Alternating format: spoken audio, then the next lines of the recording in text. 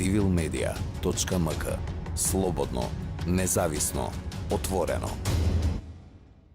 Факт е дека живееме во време на една здравствена криза, една светска пандемија која што буквално направи тежок товар врз целиот здравствен систем во светот. Благодарејќи на нашата умешност како народ и како нација да се справиме, ние се справуваме успешно, се бориме успешно и целиот наш здравствен систем одговара на предизвикот кој што го прави оваа пандемија. Во овој краток период имавме среќа или несреќа да бидеме дел од парламентарни предвремени избори и за кратко време, 4 месеца, да влеземе во предвремени локални избори за градоначалник. Самата таа кампања, почнувајќи од предвремените парламентарни избори, каде што помина во највисок можен ред и дисциплина, ќе кажам, со максимално почитување на сите протоколи и мерки кои што ги достави Министерството за здравство, успеавме на 15 јули да имаме ни фер демократски предвремени парламентарни избори, каде што се демократски избра новата влада која што ја предводи нашата држава на патот кон ЕУ и како дел од НАТО. Така да, поучени од начинот на кој треба да ја водиме кампањата, поучени од тоа како треба да функционираме во време на ваква една здравствена криза и една пандемија, ние влегуваме во новите предвремени локални избори за градоначалник спремни, како психички, така физички, меѓутоа и идејно спремни, како политичка партија, како, еве ги гледам и овде се сите кандидати за градоначалник на општина Штип, кои што свесно, совесно, со почитување на протоколите, мерките за заштита, со почитување и респект према сопственото здравје, здравјето на сограѓаните, здравјето на нашите најблиски, здравјето на пензионерите изнемоштените, здравјето на децата во нашата општина. Влеговме и водиме на сигурна кампања каде што буквално е нов вид на кампања. Ако на парламентарните предвремени избори имавме одредени трибини кои што ги водевме тогаш во строго контролирани услови со бројки и одредени бројки кои што тоа го направивме на принцип да поставиме столчиња на одредено расстојание и колку столчиња има поставено на таа трибина, толку луѓе да присуствуваат на таа трибина. Сега веќе во време на сезонски вируси и грипови, во време на ниските температури надворешни, решив и јас и претпоставувам и сите мои, понашто го гледам, кандидати и против кандидати за градоначалник на општина Штип, да водиме на кампања која што ќе биде модерна кампања. Верувам дека овој тип на кампања кој што го, да не речем, измислуваме, поради тоа што ова е тотално атипично од сето она што го знаеме, што е политичка пропаганда и политичка кампања за едни избори, покажавме како штипјани дека сме отидени многу напред. Зборувам напред во политичкиот свет, каде што преку социјалните мрежи, преку вас медиумите, аудио и видео медиумите, преку лайв стриминзите, успеаваме на еден модерен начин, софистициран начин, целата онаа програма што имаме замислено и зацртано дека ќе оствариме во овие кратки 10 месеци мандат како градоначалник на Штип, да ја презентираме на нашите сограѓани. Колку тоа да изгледа абстрактно, колку тоа да изгледа неопипливо, верувате дека нашите сограѓани доаѓаат до делови од нашата програма, нашите сограѓани ја чувствуваат нашата енергија и нашите сограѓани на 13 декември ќе си го заокружат својот кандидат и градот ќе остане во сигурни раце. За време на пак ја го почнам моветот со парламентарните избори, или тоа што бевме на терен со целиот тим кој што работи со мене и ги увидовме работите од 2017 програмата за локалните избори, каде што е реализирано, што не е реализирано, и последните неколку месеци активно работиме на терен. И јас бих почнал со некои капитални проекти кои што се битни за градот, поготово за инфраструктурните работи околу градот. Тоа би било решавање на крстосницата на во насоба Сењак помеѓу Сремски фронт и Борис Крајгер. Тоа е една голема раскрсница каде што имаме огромен промет на возила, имаме огромен промет на пешаци таа ги поврзува Сењакот со излезот од градот, центарот со излезот на градот, жителите од Сењак и Баби со центарот, така да таа една голема раскрсница која што веќе изготвивме и проекти, обезбедивме финансиски средства околу 14 милиони денари, кои што ќе бидат употребени за регулација и реконструкција на таа раскрсница. Потоа имаме проблем со улица Панче Караѓозов, улица која што е поставена со коцка на потегот од Туш до Елкос. Тоа е една голема улица која што бучавата колите кои што минуваат по таа улица, прави проблем за самите жители на таа населба, и ќе се направи комплетна реконструкција на улицата со водовод и канализационен систем, ќе се решат тротоарите, ќе се прошират, ќе се реши каналниот систем, ќе се прошири улицата. Ќе направиме реконструкција на дел од булеварот Партизанска, кој што представува во еден момент тесно грло, кој што овозможува излез на градот према населба Баби и према кружниот тек, новиот кружен тек кој што е поставен.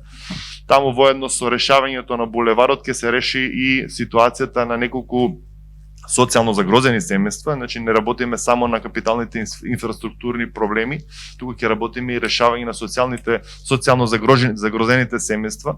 Веќе имаме проект со 100 типски куќи кои што ќе бидат изградени во населба Света Недела, каде што сите оние семејства кои што да наречеме во 21 век кубурат со услови за живот, субстандардни услови на живот, ќе обезбедиме дом и ќе го решиме нивното прашање за топол кров над главата.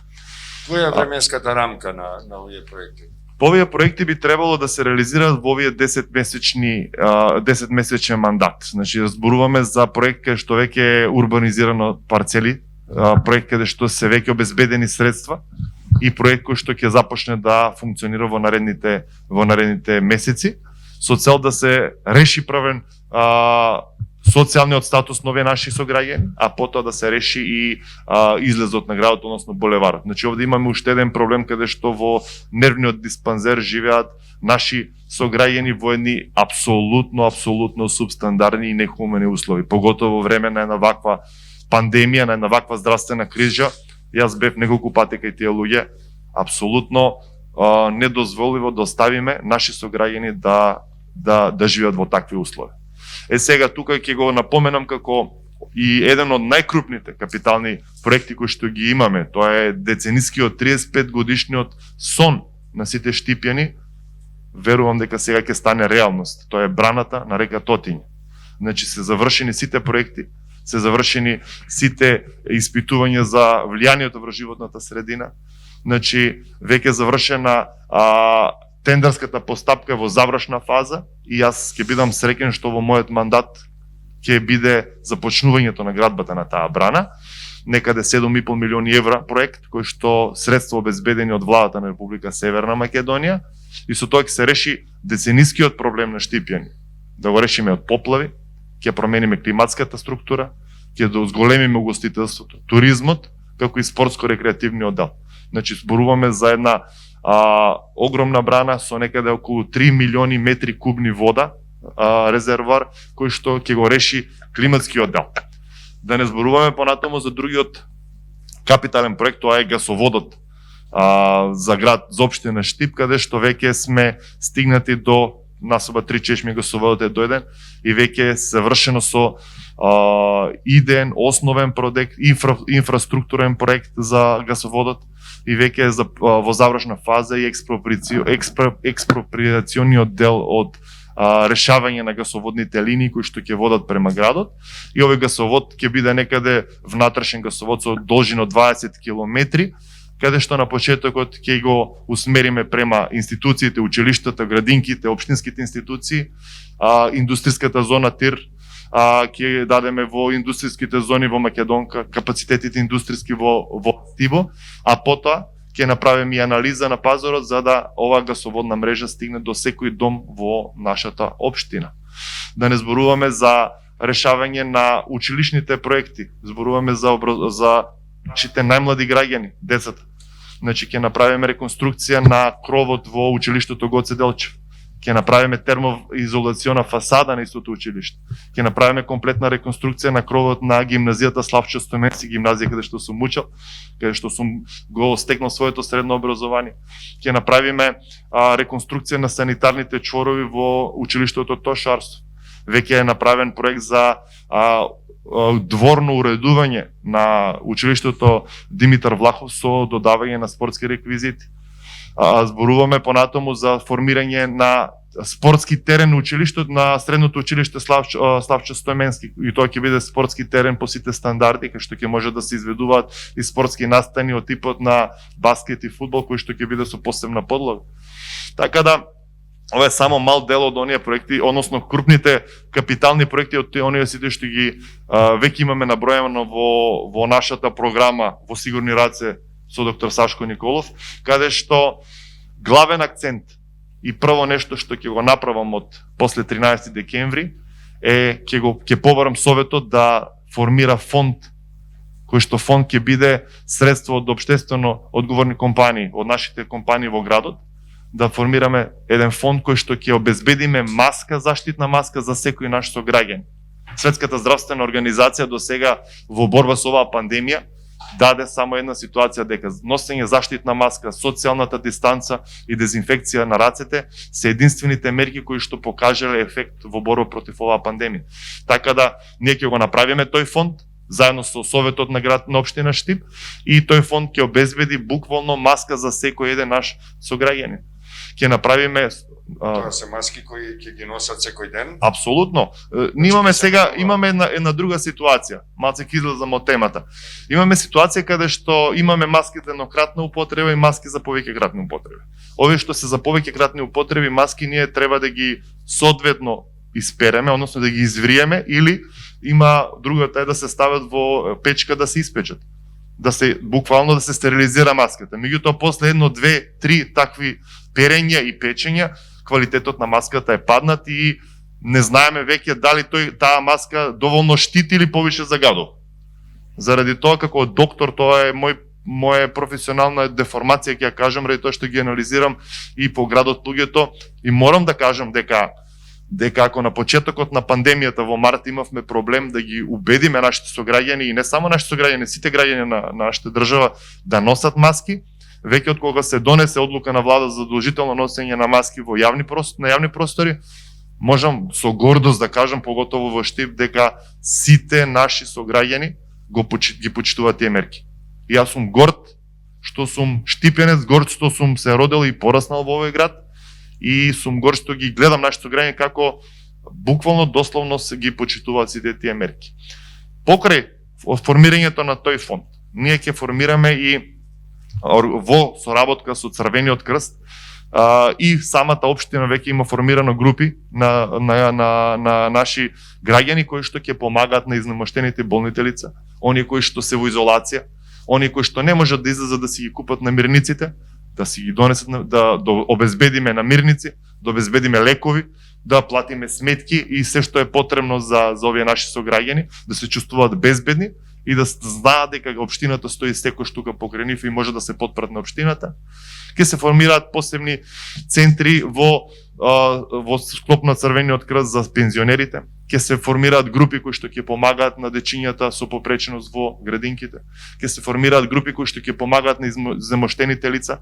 Тоа е еден главен приоритет и акцент кој што ќе го започнам да го правам веднаш штом ќе стапам на позицијата градоначалник на општина Штип. Понатаму, тоа што е карактеристично за нашиот град е историјата и културата. Штип е еден историски културен град, град од кој што излегле доста уметници, доста политичари, доста спортисти, и ние тоа треба да си го негуваме, да си го продолжуваме. Во склоп на тоа веќе имам изготвено проект кој што Четрсе, тоа е еден наш празник на 22 март, каде што се качуваме на нашата штипска тврдина Истарот, фрламе 39 каменчиња, 40 го носиме со нас. Тоа е веќе како нематеријално културно наследство и ќе го со проект веќе со УНЕСКО ќе биде препознаено како наше културно нематеријално наследство. И веќе во соработка и со директорот на музеот на општина Штип веќе добивме проект за санација на културните обележја, бидејќи се во една каква таква состојба и тие се оние кои што го красат нашиот град. Веќе започнато црквата Свети Василije кој што е од другата страна на Исарот, веќе е реставриран делот кој што е откопан и откриен и тоа ќе биде едно прекрасно убаво место. Тука ќе ја спомнеме. Се тоа мислите дека ќе го започнете за овие 10 месеци? Веќе од овие претходните капитални проекти, да, ова е веќе во фаза на завршување, зборуваме за црквата Свети Василij, а веќе имаме изготвено проекти каде што јас како градоначалник ќе аплицирам по сите европски фондови за реставрација на Саат кулата, реставрација на црква џамија Светилија, која што имаме како историско наше богатство, а е оставено на забот од времето да живее и да функционира таму. Да се заблагодарам на Цивил и на на редакцијата за ова прекрасна дебата, иако имаше согласување, несогласување, тоа е впрочем и демократијата и начинот како ние може да напредуваме на напред и према нагоре во иднина нашата, за развој на нашето општество, во кое што сите гледам и со идеите и со предлозите сме на истата фреквенција за подобрување на животот на нашите сограѓани и да го осетат благодетот од општинските и комуналните предпријатија на градот. Живееме во време на пандемија. Живееме време каде што 10 месеци научивме како да се носиме со оваа пандемија. Маски, заштитни маски, дистанца, дезинфекција на рацете. Меѓутоа оваа пандемија не научи едно друго, дека без економија немаме здравство. Меѓутоа пандемијава потврди дека без здравје немаме економија. А ако не го остварат нашите сограѓани нивното демократско право за глас, може да ни се случи во време на здравствена криза, во време на економска криза, за жал во тој случај Штип да влезе во една институционална блокада. Зошто го зборувам ова? Го зборувам заради тоа што нашите сограѓани мора да добијат легитимен и на демократски начин избран градоначалник. Моментално имаме ВД градоначалник кој што е градоначалник со мандат од 6 месеци додека се организираат овие предвремени локални избори само за градоначалник на нашиот град, ќе се сложите сите со мене. И доколку на 13 декември не го изберат нашите сограѓани, идниот татко на градот, идниот човек кој што ќе го предводи градот, ние можеме да влеземе во институционална блокада каде што во време на снегови, во време на дождови, нашите институции ќе бидат заробени, бидејќи нема кој да ги води, кој да ги управува. Затоа повикувам на 13 декември сите наши сограѓани да си го остварат своето демократско право на глас. Како што секој ден одат на работа, како што секој ден после работа одат во маркети да пазаруваат, да купат намирници за својата фамилија.